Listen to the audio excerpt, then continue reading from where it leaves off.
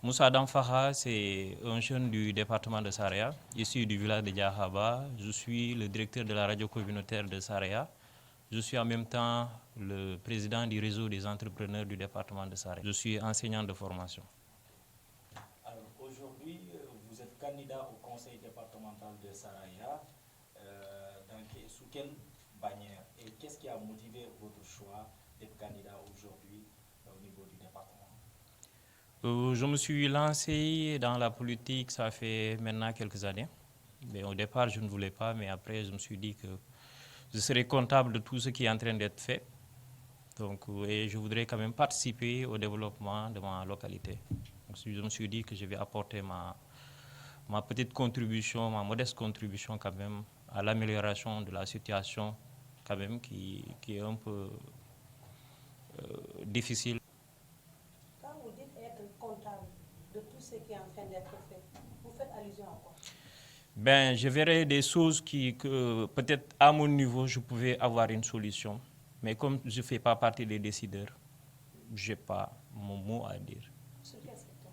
Sur beaucoup de secteurs, sur le plan de l'amélioration des conditions de vie de la communauté, sur le plan du chômage des jeunes, sur le plan de l'accès aussi en tout cas des moyens de subsistance de la communauté. Mais je suis à l'accès à l'emploi de la jeunesse du département de Saraya. Alors aujourd'hui, en tant que candidat du département de Saraya, du Benno Bokk Yakaar, le parti au pouvoir, quel est le programme que vous proposez aux populations de Saraya? Nous avons un programme, nous avons des priorités, je vais dire. Parce que c'est vrai que l'État du Sénégal a quand même fait beaucoup de choses, mais ça ne suffit pas parce qu'il y avait beaucoup de choses qui devaient être refaites dans ce département. C'est pourquoi nous avons axé notre programme sur quelques secteurs. Par exemple, si on prend ne serait-ce que la santé, nous avons prévu quand même d'appuyer en intrants et en personnel et aussi l'organisation de consultations gratuites au niveau du département. Ça, c'est la santé.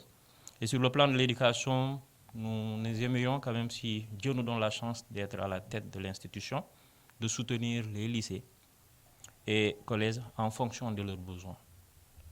Et nous allons aussi instaurer des journées d'excellence au niveau local pour primer les méritants, mais les motiver davantage et motiver tous ceux qui aussi sont un peu en retard sur le plan de l'éducation. Hormis cela, nous avons pensé aussi à la formation et à l'entrepreneuriat. Et sur ce plan, on aimerait quand même contribuer à la construction de centres de formation. Parce que nous avons constaté quand même que souvent, nos jeunes qui vont vers les sociétés minières, ou en tout cas ceux qui veulent se lancer un peu dans l'entrepreneuriat, ont ces déficits. Souvent, on les taxe de non qualifiés. Donc, on aimerait quand même qu'il y ait des centres de formation pour former les jeunes, mais former aussi les femmes sur la teinture, la transformation, mais en tout cas dans beaucoup de métiers qui vont permettre à ces jeunes-là d'être beaucoup plus compétitifs. Et donc, nous avons pensé aussi accompagner à travers un fonds que nous allons mettre dans des institutions financières pour permettre à tous ces jeunes qui ont eu la formation, qui n'ont pas eu la chance de travailler peut-être dans les sociétés minières, de créer leur propre business. Et là, on pourra les accompagner avec des crédits, avec un taux très faible d'intérêt. C'est pour les lancer quand même et qu'ils soient beaucoup plus autonomes. Ceux qui n'auront pas la chance quand même de pouvoir travailler dans les sociétés minières ou d'être intégrés dans la fonction publique. Et sur le plan du sport, nous allons organiser et soutenir les équipes Fagnon du département.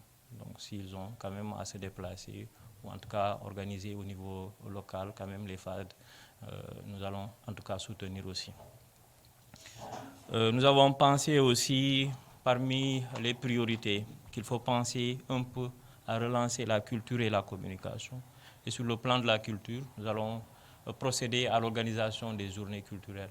Donc c'est un moyen quand même de raffermir les relations. Et souvent, quand on parle de la région de Kédougou, on oublie souvent le département de Saraya.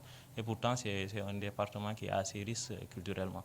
Donc, il faudrait qu'on relance cela à travers des journées culturelles. Et nous allons aussi soutenir les médias au niveau local. Parce qu'on ne peut pas émerger si on ne communique pas. Nous, on pense que les médias qui sont au niveau local, surtout les médias qui sont au niveau local, surtout la radio communautaire, il faudrait que ça soit équipé, que ça soit accompagné pour que ça soit beaucoup plus efficace. Et donc, nous mettrons en tout cas les moyens qu'il faut à notre disposition pour que ces médias encore puissent quand même jouer correctement le rôle qu'ils sont dédiés, d'ailleurs qu'ils sont en train de jouer. Hormis cela, nous avons pensé aussi à ceux qui sont dans nous avons pensé aussi un peu à faire du social. Et nous allons soutenir les couches vulnérables, mais aussi nous allons participer lors des cérémonies religieuses qui se dérouleront au niveau du département. Sur le plan de l'agriculture, vous savez, nous sommes dans une zone minière, c'est vrai, mais nous sommes aussi dans une zone agricole. Donc pour cela, nous allons en tout cas aider nos parents, en tout cas les agriculteurs, à être beaucoup plus performants en jouant sur la mécanisation quand même de l'agriculture. N'oublions pas que nous sommes dans une zone minière, donc nous allons accompagner les orpailleurs à être beaucoup plus efficaces, mais à être beaucoup plus responsables, surtout sur le maintien et la protection de l'environnement.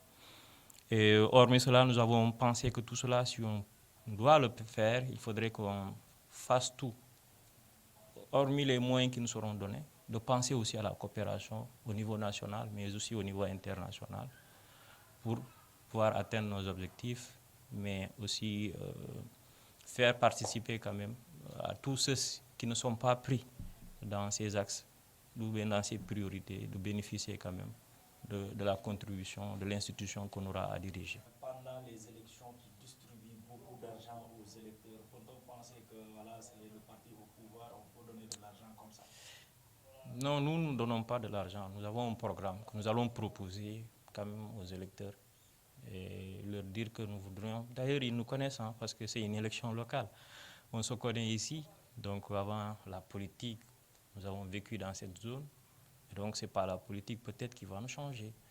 Et donc, nous avons un programme et les gens je pense qu'ils vont adhérer à notre programme. Parce que ça va de notre crédibilité même. Parce que nous sommes ici, après la politique, nous serons obligés de vivre avec nos parents. Donc, si la responsabilité, cette responsabilité, peut-être que si Dieu nous donne la chance de l'avoir, nous allons faire de sorte quand même de ne pas décevoir. Et c'est très important de ne pas décevoir. Donc c'est pourquoi on doit faire appel à toutes les forces vives du département, toutes les compétences, même si nous ne sommes pas après la campagne, après la victoire, peut-être nous allons appeler tout le monde, même ceux qui ne sont pas du parti, pour qu'on se donne la main pour pouvoir travailler notre département. Le plus difficile, c'est l'inclusion des communautés, des citoyens, dans les priorités que vous avez énumérées tout à l'heure. Quelle sera votre stratégie d'inclusion de ces communautés-là, si on sait que dans beaucoup de communes, beaucoup de départements, il y a des niches de recettes, mais difficilement accessibles parce que les communautés ne contribuent pas, elles ne comprennent pas comment elles devraient contribuer. Ou si elles contribuent, à quoi ça a été utilisé. Oui, c'est vrai, c'est vrai. Mais vous savez, il faut une sensibilisation. Nous sommes dans une zone où les gens n'ont pas ce niveau, je ne vais pas dire d'éducation parce que c'est un peu pervers, parce que nous avons une éducation, mais peut-être n'ont pas été scolarisés à un certain niveau. Et souvent, ils ont tendance à voir aussi que voilà, les hommes politiques profitent d'eux. Donc, à un certain moment, ils te disent non, on ne le fait pas parce que tout ce que nous contribuons ça ne nous profite pas. Mais je pense qu'à travers une bonne communication, une bonne sensibilisation, et à travers les réalisations qu'on aura à faire, ça va les pousser à contribuer aussi. Et il faudrait aussi qu'on soit beaucoup plus compréhensif parce que chaque zone a ses réalités. Moi, je pense que s'il y a une synergie des élus dans chaque commune, qu'on se donne la main et qu'on fasse bloc, on pourra quand même changer les choses. Est-ce que selon vous, l'élection devrait rimer avec violence? Non, non. Je pense que la violence n'a pas sa place. N'a pas sa place. Il faut essayer de convaincre à travers un programme avec des arguments solides. Bien, après, c'est les électeurs qui vont décider.